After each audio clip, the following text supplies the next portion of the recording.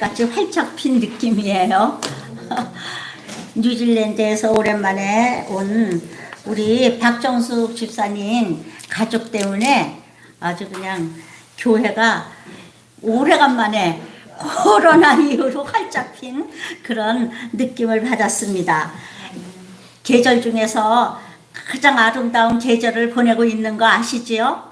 요즘에 얼마나 그냥 꽃들이 만발해가지고 저는 우장산 둘레길을 걷는데 이제는 어느 사이인지 모르게 푸르르게 됐어요. 근데 그 나뭇잎들이 새로 나오면서 얼마나 아름다운지 정말 이 눈에 이렇게 사진 찍어두고 싶은 그런 마음이에요. 여러분들 오늘 이렇게 멀리서 온 분도 계시고 또 이렇게 함께 모여서 예배드리게 됨을 또 코로나도 이기고 우리 모두 건강하게 만나게 됨을 감사하면서 서로 인사하시겠습니다. 존귀한 분이 오셨네요. 존귀한 분이 오셨습니다. 와.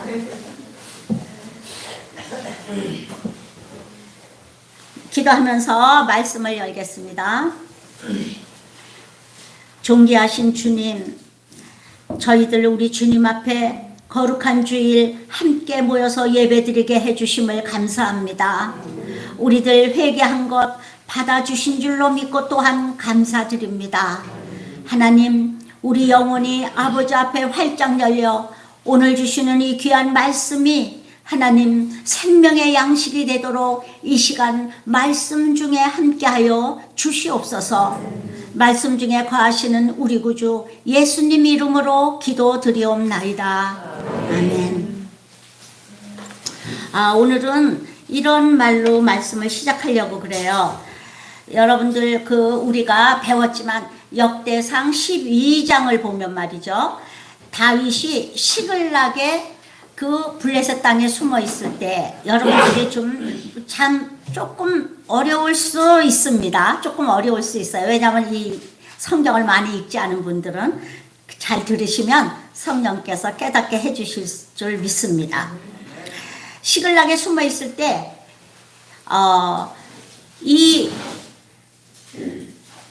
그때 이스라엘이 둘로 나뉘었죠. 다윗을 중심으로 한 유다 지파와 11지파가 지금 따로 사울을 따르고 있었습니다. 사울을 따르는 장수들 중에서 정말 유명한 사람들이 많았지요. 그런데 그때에 다윗은 사울에게 쫓겨나서 거의 10년이 되도록 쫓겨다닐 때인데 시글락에 숨어 있을 때예요. 그리고 사울은 길보아 전투에서 그 아들과 함께 요절했습니다. 죽었죠. 그리고 나서 하나님께서 다윗을 헤브론으로 가게 했습니다. 헤브론은 유다 땅이에요. 조금 남쪽이죠. 예루살렘 남쪽입니다. 거기로 가게 했는데 그때에 이스라엘 사람들 중에서 이스라엘 장군들 중에서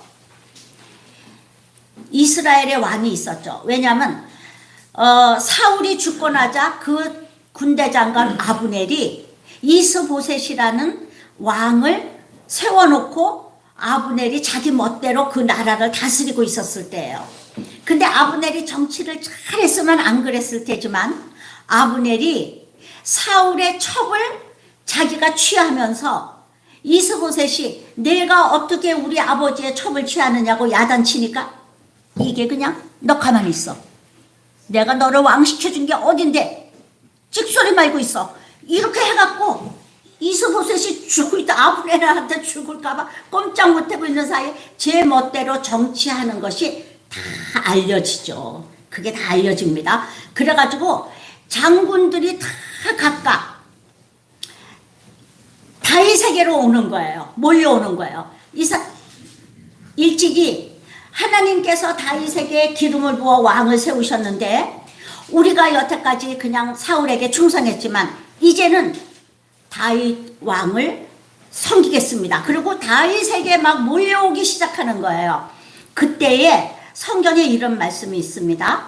특히 이사갈 지파 200명이 다윗에게 나오면서 이사갈 자손 중에서 시세를 알고 이스라엘이 마땅히 행할 것을 아는 우두머리가 200명이니 그들은 모든 형제를 통솔하는 자이며, 그래서 이사갈 지파 중에서 시세를 아는 자들이 200명을 데리고 다윗에게 왔다는 것입니다.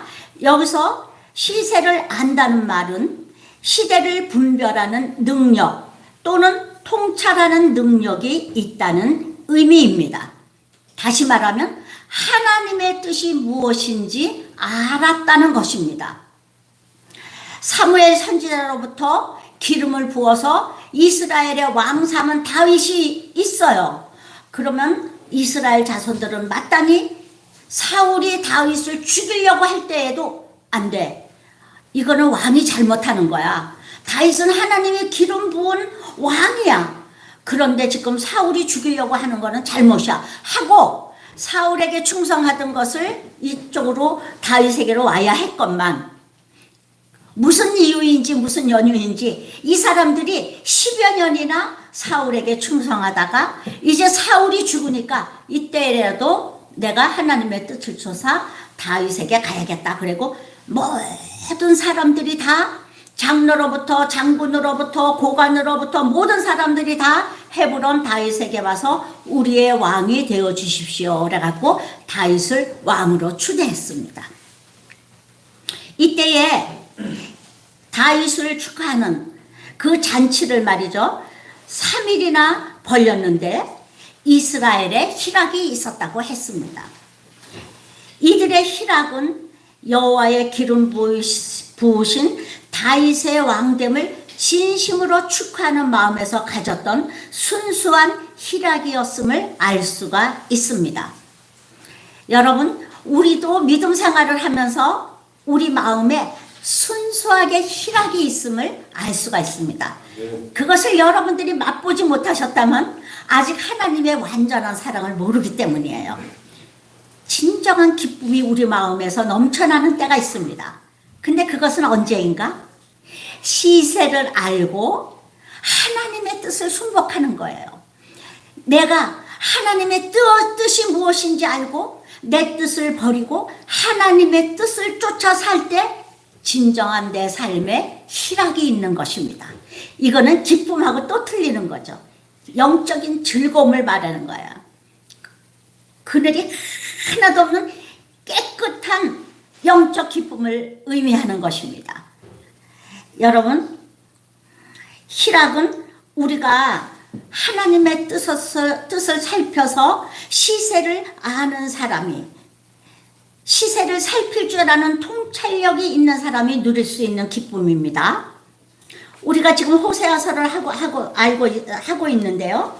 호세아서에서의 이스라엘 사람들은 시세를 알지 못하고 선지자들의 외침을 듣지 못하고 이스라엘이 마땅히 행할 일을 알지 못하고 있습니다.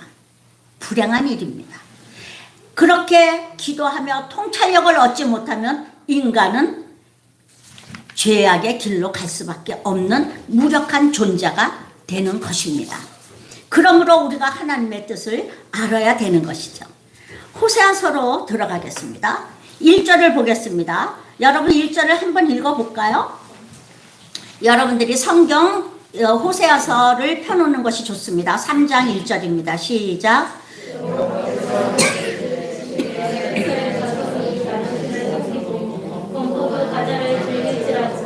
여호와가 그들을 사랑하니 너는 또 가서 타인의 사랑을 받아 음녀가 된 그 여자를 사랑하라 하시기로. 호세아가 정결한 선지자로서 정말이지 결혼할 수 없는 여자와 결혼했는데, 결혼해서 사는 것도 정말 호세아로서는 놀라운 희생인데, 이 여자가 애를 셋이나 낳아놓고 도망가 버렸네. 도망가서 호세아가 혼자 그 애 셋을 기르느라고 얼마나 고생을 했겠습니까? 근데 또 이게 오지를 않아. 호세아는 물론 그 여자를 데려오고 싶었겠습니까? 거기 가다가 보면은, 여기 내용을 보면 이 여자는 나가서 혼자 사는 게 아니라 다른 남자를 지금 얻어갖고 살고 있어요. 그런데 우리 하나님께서 뭐라고 그랬느냐? 이 이스라엘 백성이 다른 신을 섬기고 있는데, 그리고 그들이 건포도 떡을 즐기고 있어요. 건포도 과자, 건포도 떡 이런 걸 즐기고 있어요. 그래도 내가 그들을 사랑하나니, 이스라엘 백성이 이렇게 이방 신을 섬기고 건포도 떡을 즐길지라도 내가 그들을 사랑하니 그거를 어떻게 나타내는가?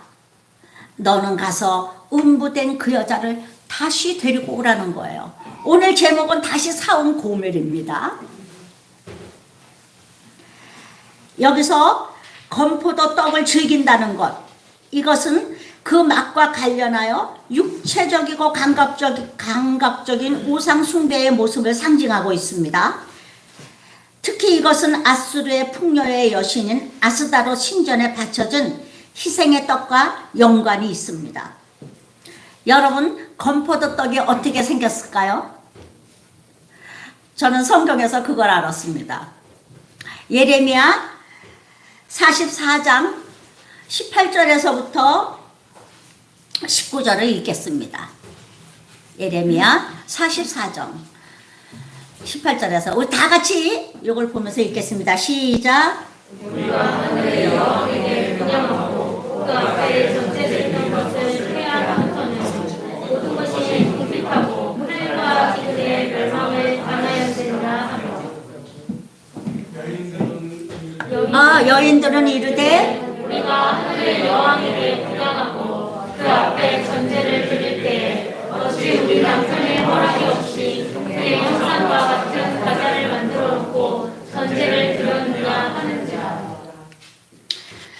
여러분, 이들이 희생의 떡을 가지고 갔는데 그 떡은 어떻게 생겼느냐, 여기 보니까 이래요. 그의 형상과 같은 과자를 만들었다는 것이에요. 너무 놀랍죠? 이스라엘 여인들이 뭐라려느냐 하면 그 신을 섬기지 말라니까. 무슨 소리예요? 전에 우리가 우상 숭배할 때는 풍년도 들고 참 재미있게 잘 살았는데 여호와 하나님을 섬기려고 하니까 이렇게 흉년이 들고 이렇게 살기가 힘이 드는데 우리가 어떻게 바알을 숭배하지 않을 수 있겠습니까? 그리고요, 우리 멋대로 한 거 아니에요. 우리 남편이 나한테요 떡을 만들어라 해서 만들어가지고 갖다 바쳤어요. 근데 그 만든 떡은 어떻게 생겼느냐? 그의 형상과 같이 생겼다는 것이에요. 이 이스라엘의 떡은 어떤 건가요? 이스라엘의 떡. 이스라엘의 떡상에 올려놓는, 이스라엘 성전에 올려놓는 떡은 말이죠, 아무것도 꿀도 넣지 말라, 누룩도 넣지 말라, 고운 밀가루를 반죽해서 철판에 지져서 그거를 갖다가 12덩이를 만들어서 놔라. 다시 말하면 호떡을 구웠는데 아무것도 넣지 않은 밀가루 호떡이면 여러분 맛이 있겠습니까? 맛도 하나도 없어. 아사라야, 그 신전에 갖다 놓는 거는, 과자는 모양도 이뻐. 아세라 아세라 여신같이 만들고 거기다가 건포도도 받고 다른 맛있는 것도 받고 꿀도 넣고 누룩도 넣고 해갖고 부풀려갖고 예쁜 모양을 만들어서 갖다가 바쳤다는 것이에요. 이스라엘 백성은 자기네 신전에 가서 예배 드리는 게 너무 재미가 없습니다. 남자는 남자들대로, 여자는 여자들대로. 우리 하나님은 고기를 기름과 같이 먹어야 맛있는데 맛있는 기름은 다 자기를 달래. 그래서 불에 다 태워. 그리고 우리한테는 뻣뻣한 살만 먹으래. 살만. 그리고 떡도 꼭 아무것도 안 넣은 밀가루 떡, 그것만 먹으래. 이 아세라 신전에 가면 얼마나 재미있는지 알아. 술도 먹고 여자들하고 재미도 먹고. 그러면 그 여자들이, 그때 당시에 제사장들이 여자들한테 다녔는데, 그러면 제사장들이 여자들한테 다니려면 지 남편을 배신하고 이 제사장하고 놀아나는 여자들이 있을 거 아니에요? 근데 하나님이 내가 그 여자들을 가만두겠다 그랬어요. 왜냐? 그 남자들은 그 대신 다른 여자들이랑 놀으니까. 이렇게 타락한 세상을 만들고 있었습니다. 그런데 우리 하나님이 호세아한테 그러시는 거예요. 너희는 그렇지만 호세아야, 가서 호멜을 다시 데리고 와라, 이랬어요. 이때 당시에 여신 사상이 있었습니다. 이스라엘 사람들은 바알은 남자 신이에요. 천둥과 번개의 신입니다. 농사 짓는데 아주 필요한 신이에요. 왜냐하면 천둥과 번개가 몰아치면서 비를 가지고 오거든요. 그러면 이제 그 비 때문에 우리가 농사를 지어서 사는데, 바알의 아내는 누구냐? 아세라예요. 아세라.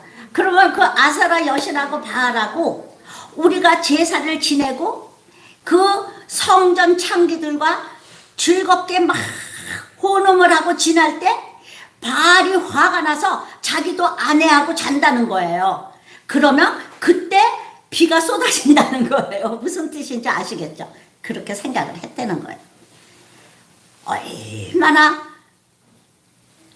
아까도 얘기했죠. 음탕한 여자 같은 생각을 하고 있는지 모릅니다. 지금도 말이죠. 이 터키 지방에 가니까 제가 무슨 다큐멘터리를 봤는데, 기자가 이제 대낮에 이렇게 둥근 식탁에 앉아갖고 맥주 이렇게 와인 이런 걸 놓고 앉아갖고 이제 이렇게 사람들 먹는 데 가서 이거 찍으니까 이 남자가 여기다가 와인을 잔뜩 따르더니 이렇게 성전에다 찌 바닥에다 떨어뜨리니까, 그러니까 기자가 그게 뭡니까? 그러니까 대지의 신한테 주는 거래요. 대지의 신. 근데 대지의 신한테 뭐 그렇게 이렇게 줍니까? 섬긴다고 쟤네들은 하는 거지만 불경하기 짝이 없어요. 그런 지금도 이 여신 사상이 내려와서 그것이 마리아 사상으로 이어졌습니다. 천주교의 마리아 사상은 그때 여신상, 그때 당시의 사람들은 하늘의 신 바알, 대지의 신 아세라, 이거를 달래줘야지 된다고 생각했기 때문에 여신상을 그들의 다신론적 사상에서 없앨 수가 없어요. 그러니까는 예수 그리스도 한 분만 섬겨야 된다, 이것을 그 사람들이 수용하기가 너무 어려워요. 그러니까 어떻게 했느냐? 어머니 신 마리아를 싹 갖다가 숭배하게 만든 것입니다. 그래서 대체하기가 좋잖아요. 그렇게 만든 것이에요.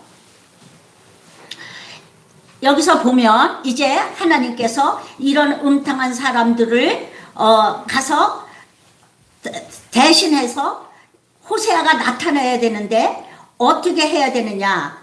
음부된 여인 고멜을 사랑해야 된다는 것입니다. 이스라엘 자손을 사랑하는 여호와처럼, 내가 이들을 그래도 사랑하지 않니? 호세아야, 네가 나 대신 가서 고멜을 다시 데리고 오므로 말미암아 이스라엘 사람들에게 보여주어라. 무엇을? 너네들이 이렇게 잘못하고 있어도 나는 여전히 너희를 사랑한다는 것을 보여주어라. 그래서 호세아는 정말이지 고멜을 데리고 오고 싶지 않았는데 데리고 오게 된 것은 그 하나님의 이스라엘을 향한 사랑이 호세아 마음에 부어진 거예요. 임파테이션, 전이 된 것입니다. 하나님 이렇게 이스라엘을 사랑하시는군요. 가겠습니다. 제가 고멜을 찾으러 가겠습니다. 그래갖고 이제 가는 것이죠. 가는데 고멜이 다른 남자하고 사는데 고멜을 찾아오려니까 돈이 없어. 호세아는 얼마죠?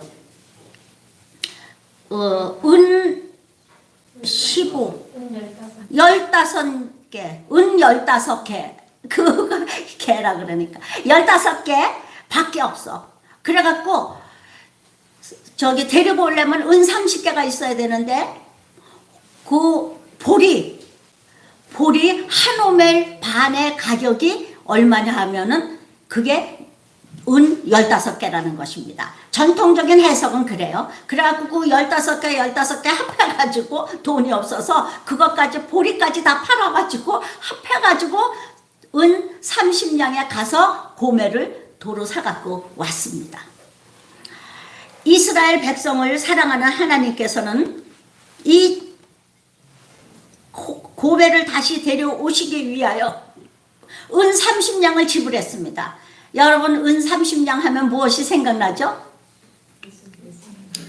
예수 그리스도께서 은 30냥에 팔리셨잖아요. 은 30냥은 당시의 천한 청기 노예의 몸값입니다. 예수님은 죄인 강도 거기다가 천한 자의 몸값으로 지불하시고 우리를 사신 거예요. 우리가 예수 그리스도의 이 사랑을 깨닫는다면 우리의 삶은 결코 이렇게 살 수가 없습니다. 단호하게 하나님께서는 지금도 말씀하고 계십니다. 주여 주여 하는 자마다 다 천국에 들어올 것이 아니요 오직 내 말대로 행하는 자라야 들어올 것이다. 나는 너희를 도무지 모른다고 할 것이다.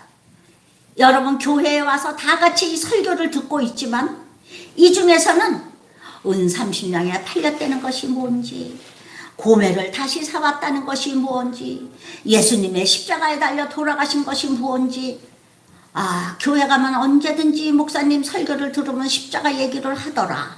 그러고 왜 그렇게 십자가 얘기를 하는지 몰라. 왜 회개를 하라 그랬는지 몰라. 그러면서 그냥 앉아 있는 거예요. 근데 이렇게 하나님께서는 그런 자들이 너무나 많다고 지금도 탄식하고 계시는 거예요. 여러분들이 그런 사람들이 한 분도 없으시기를 바랍니다. 우리 교회는 그런 사람들이 한 사람도 없기를 바랍니다. 여러분들이 설교를 하면 이게 실명을 거론해도 괜찮을지 모르지만 우리 장금옥 권사님은 이번 주에 목사님 설교예요. 그래서 그렇다 그러면 본문이 어디예요? 그래갖고 본문을 어디입니다. 그러면 다 읽고 오시는 거예요. 그리고 그날 설교 들은 거를 기억하면서 집에 가서 또다시 본문을 다 읽으면서 이게 그래서 목사님이 이렇게 설교하셔서 그렇게 생각하시는 거예요. 그래갖고 우리 장금옥 권사님은 늦게 예수를 믿었지만 늦게 나중된 자가 먼저 되고 먼저 된 자가 나중 된다. 연세가 이렇게 많으심에도 불구하고 하나님의 말씀을 이해하고 은혜 받는 일에 누구보다도 앞장서고 계신다는 것을 여러분 기억하여 주시기를 바랍니다. 여러분들이 열심을 내세요. 열심을 내시면 하나님께서 뭐라 그랬는지 우리가 정말 이것이 나를 향한 말씀이다 하고 그 말씀이 시세를 아는 거예요. 시세. 하나님이 지금 나에게 뭐라고 하시는지 통찰력을 갖게 되는 것입니다. 그리고 나는 이 시대에 어떻게 살아야 되는지도 알게 되는 것이에요. 이것이야말로 믿는 사람들이 지혜롭게 사는 방법인 것입니다.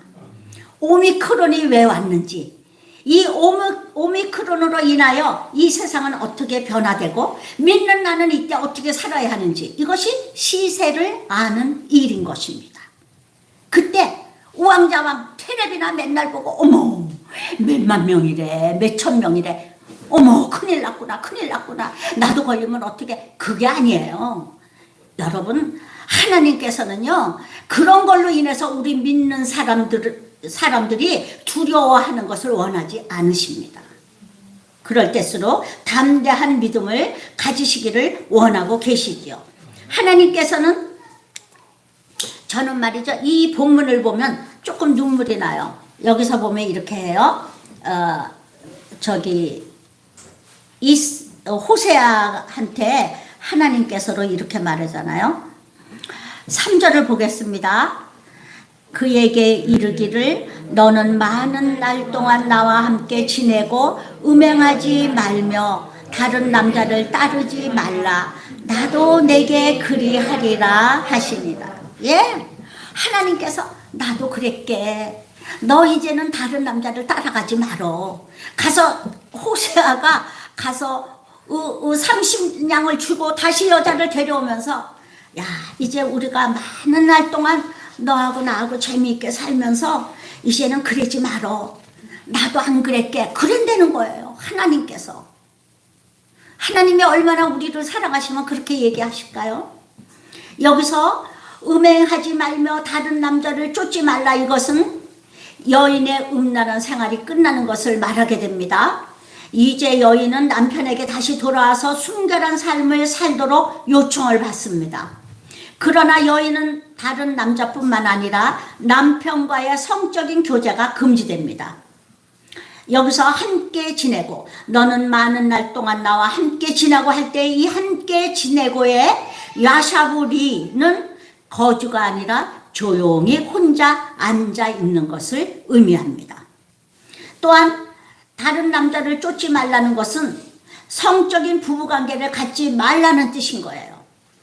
여인은 고독과 절제의 시간들을 통하여 새롭게 인격이 변화될 때까지 훈련을 받아야 했던 것입니다. 우리는 지금 예수님과 정원한 상태예요. 절제와 훈련으로 아름다운 신부로 단장되어야 되는 때를 지나고 있습니다. 신랑과 신부, 지금 호세아는 고멜을 다시 데리고 왔어요. 그렇지만 이제 우리는 많은 날 동안 너와 나와 함께 지내고, 너는 다른 남자를 쫓지 말아라. 남자를 알지 말아라. 정원한 상태. 아직 너하고 나하고 부부관계로 정해졌지만 결혼 생활을 하지 않아요. 그리고 신랑은 집을 예배하러 가시고 신부는 정절과 순결과 정숙으로 무엇을 예배하느냐? 신랑을 맞을 준비를 하는 기간을 얘기하는 것입니다. 지금 신부들은 전부 절제의 기간이에요. 우리 맘대로 살 수 없습니다. 신랑을 기다리면서 영과 육과 혼이 준비되어야 합니다. 무엇으로? 정결하고 아름다운 신부로 준비되어야 됩니다.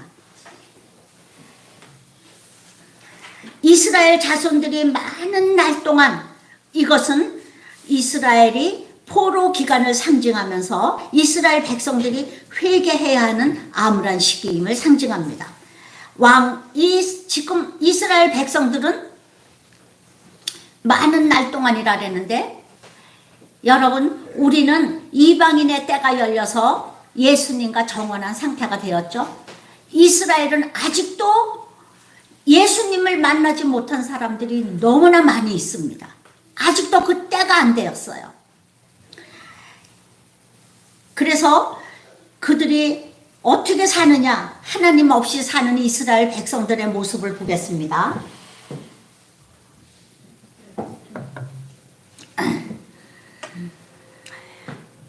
4절을 우리 읽어볼까요? 시작. 이스라엘 자손들이 많은 날 동안 왕도 없고 군도 없고 주상도 없고 에봇도 없고 드라군도 없이 지내다가, 여러분, 이스라엘 자손들이 많은 날 동안 왕도 없고 군도 없습니다. 이것은 자주적인 통치권과 행정의 부조함을 시사하는 것입니다. 방백도 없고 정치 지도자들도 없습니다. 이 나라 저 나라로 쫓겨다니느라고 무슨 방백이 있고 무슨 군이 있겠습니까? 제사도 없고 추상도 없고. 제사, 이것은 여호와께 드리는 희생의식입니다. 이스라엘의 종교 행위입니다. 이것도 못해요. 주상, 이것은 바알을 쫓던 그 미신적인 제사 행위도 못하는 것이에요. 이들은 이제 노예나 아니면은 이 나라 저 나라 쫓겨다니는 아주 불행한 민족으로서 어디 가서 제사도 지낼 수 없는 민족이 되는 것입니다. 종교 자체의 폐지를 언급하고 있는 것이죠. 에봇도 없고 드라빔도 없다. 에봇은 이스라엘 대제사장이 입는 겉옷이잖아요. 우림과 둠밈이 들어있는 거룩한 옷입니다. 이걸 가지고 이스라엘 백성들을 제사장이 지도했죠. 드라빔은 일종의 우상이에요. 드라빔은 일종의 우상단지입니다. 제사도 없고 이제 우상도 못 섬겨. 그전에는 우상이라도 섬겼지. 이제는 우상도 못 섬겨. 우상이고 제사고 정치고 종교고 다 없는 진짜 그야말로 노예 상태로, 불행한 상태로 이리저리 쫓겨다니면서 그냥 뭐 어느 나라에서 무슨 일이 있으면, 지금 우크라이나에서 전쟁이 일어나니까 수많은 사람들이 안 되겠다, 본국으로 돌아가야겠다 그리고 막 신청하는 것처럼 이 사람들은 언제 이 나라에서 쫓겨날지 몰라. 그러니까 거기서 무슨 하나님 섬기고 우상을 섬기고 그런 정신도 하나도 없이 하루하루 불행하게 살다가 결국은 고국으로 돌아온다는 것입니다. 이 사람들은 에스겔 거기에서 말한 것 같이 이 에봇과 드라빔이 없어진다는 것은 우상 숭배와 관련된 혼합주의적 우상 숭배가 종말을 구하게 된다는 뜻입니다. 이제 이스라엘 백성들은 에봇도 없고 드라빔도 없고 종교도 없고 아무것도 없는 상태로 있다가 누구를 맞이하게 되느냐? 종말에 그 후에 5절을 읽겠습니다. 5절 시작. 그 후에 이스라엘 자손이 돌아와서 그들의 하나님 여호와와 그들의 왕 다윗을 찾고 마지막 날에는 여호와를 경외함으로 여호와와 그의 은총으로 나아가리라. 아멘. 이제 마지막 거기에서는 뭐가 있느냐? 이스라엘 백성들이 시련의 기간을 통하여 지금 저렇게 떠돌아다니는 시련의 기간을 통하여 참 회개를 하게 된다는 것이에요. 아, 우리가 전에 잘못했습니다. 진정한 왕이 예수님이셨는데 우리가 예수님을 죽였습니다. 잘못했습니다. 하고 전 이스라엘 백성이 회개하고 돌아와서 무너진 다윗의 장막을 세운다. 그것은 뭘 말하느냐? 무너진 장막을 세운다는 것은 다윗의 언약을 기억하고 다윗의 후손으로 오는 메시아, 그 메시아를 맞이하게 된다는 것을 의미하는 것입니다. 그 메시아는 누구죠? 예수 그리스도죠. 나라가 경건. 이것은 옛날 옛적에 열왕기 때 하나님께서 이스라엘 백성에게 약속하신 것입니다. 사무엘하 7장 14절로 16절을 우리가 다시 보겠습니다. 같이 읽겠습니다. 시작.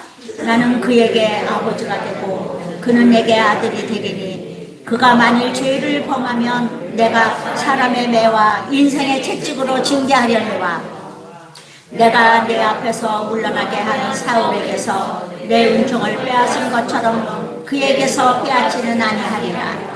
내 집과 내 나라가 내 앞에서 영원히 보존되고 내 왕위가 영원히 경고하리라 하셨다 하라. 이것은 나단이 다윗에게 가서 예언한 말씀입니다. 다시 말하면 메시아의 주권이 선포되는 하나님의 나라에 대한 언급인 것이에요. 따라서 이스라엘은 여호와께 회개하고 돌이킨 결과로 참된 왕이신 메시아를 찾고 그에게 복종하게 될 것을 얘기한 것입니다. 이 메시지는 역사적으로 종말론적 메시아 대망 사상으로 이어집니다. 말일, 이것은 단순히 미래를 뜻하지 않고 이스라엘의 회복의 때를 가리키는 종말을 의미합니다. 우리 신명기 4장 30에서 31절을 읽겠습니다. 자, 시작. 이 모든 일이 내게 임하여 환난을 당하다가 끝나다가 내 하나님 여호와께로 돌아와서 그의 말씀을 청종하리니 내 하나님 여호와는 자비하신 하나님이시라. 그가 너를 버리지 아니하시며 너를 멸하지 아니하시며 내 조상들에게 맹세하신 언약을 잊지 아니시리라. 아멘. 그때는 구속이 완성될 메시아의 날이며 하나님 나라가 종결되는 메시아 강림의 날입니다. 다시 말하면 우리 모두가 다 구원받아 아버지의 백성이 되는 그날을 의미하는 것입니다. 그때는 이스라엘이 회개하고 경외함으로 여호와와 그의 은총으로 나아가게 될 것입니다. 여기서 이스라엘의 경외함은 단순한 공포가 아니라 하나님을 존경하고 섬기게 하는 두려움으로써 신적 거룩함 앞에 이 겸손히 떠는 것을 의미합니다. 은총으로 번역된 토부는 선하심을 의미합니다. 하나님의 선하심은 땅의 소산인 곡식과 새 포도주와 기름이 아름답고 풍성하게 넘치도록 채우시는 것입니다. 이스라엘 백성이 떨며 여호와께로 돌아와서, 그래서 얘기했죠. 이스라엘 백성들이 기도할 때 몸을 앞뒤로 흔드는 것은 여호와 앞에 경외함으로 떠는 것을 의미한다 그랬잖아요. 이스라엘 백성이 떨며 여호와 앞에 돌아왔어요. 돌아왔을 때 이들이 하나님 앞에 기도할 것입니다. 뭐라고 기도하는지 2장 21절 22절을 보겠습니다. 시작. 여호와께서 이르시되 그날에 내가 응답하리라. 나는 하늘에 응답하고 하늘은 땅에 응답하고 땅은 곡식과 포도주와 기름에 응답하고 또 이것들은 이스라엘에 응답하리라. 응답한다는 것은 기도했다는 뜻이에요. 너희들이 기도했기 때문에 내가 응답한다는 것입니다. 이것은 이스라엘의 죄를 용서해 주는 은혜의 표현이며 그들을 자비와 긍휼로 용서하시는 하나님께서 용납하시는 축복의 결과예요. 이스라엘 백성이 회개하고 돌아오잖아요. 돌아와서 하나님한테 하나님 우리가 잘못했습니다. 용서해 주세요 하면서 간절히 기도하잖아요. 기도하면 하나님께서 이스라엘 백성을 위하여 하늘에 명령하신다는 거예요. 얘들아 비를 내려 주어라. 이스라엘 백성에게 복을 주어라. 그러면 하늘은 응답해서 비를 내려줍니다. 그리고 또 땅은 비가 내려오네. 땅한테 하나님이 말씀하시는 거예요. 땅들아 곡식을 내어 주어라. 그러면 땅이 풍년을 허락하는 거예요. 풍성한 곡식과 과일을 내려주셔서 풍년을 허락하는 것입니다. 그렇게 하나님께서 이스라엘에 기도하면 내가 하늘에도 명령하고 땅에도 명령하고 또 새들에게도 명령하고 심지어는 곤충에게까지 명령해서 이스라엘 땅을 해하지 못하도록 하고 풍년을 허락하신다는 거예요. 여러분 곤충에게 명하는 것이 뭔지 아시죠? 메뚜기 떼가 이스라엘에 못 오게 해주시는 거예요. 참새 떼가 못 먹게 해주시는 거예요. 이스라엘의 곡식에게 참새 떼가 못 오게 하는 거예요. 지상 모든 것들은 다 하나님의 주권하에 있으니까요. 그래서 여러분 우리가 이 하나님의 자비와 긍휼 그 축복을 받으려면 우리 하나님께 회개하고 돌아와서 기도를 하면 하나님이 들어주신다는 것입니다. 여러분 우리가 기도한다는 것은 하나님의 선하심을 믿고 의지하기 때문입니다. 여러분들이 회개하고 여호와께 구하면 이와 같은 은혜가 우리에게 임하여 여러분들의 삶이 기름지고 풍요로울 줄 믿습니다. 이거는 기도해본 사람이 알아요. 이 복이 나에게 어떻게 임하는지 여러분 나는 부족할지라도 하나님을 깊이 의지하고 기도하면 이 2장 21절 22절의 그 놀라운 은혜가 내게 어떻게 임하는지 여러분들이 하나님과 친밀하게 살아보면 알게 되는 것입니다. 여러분들 모두가 이 은혜를 받기를 간절히 축원합니다. 기도하겠습니다. 할렐루야. 하나님 감사합니다. 우리 사랑하는 성도들이 시세를 알고 우리 여호와의 뜻을 살펴 오늘 내가 어떻게 살아야 할 줄을 알게 하여 주시옵소서. 그리하여 하나님께서 허락하신 우리 사랑하는 백성들을 위하여 허락하신 모든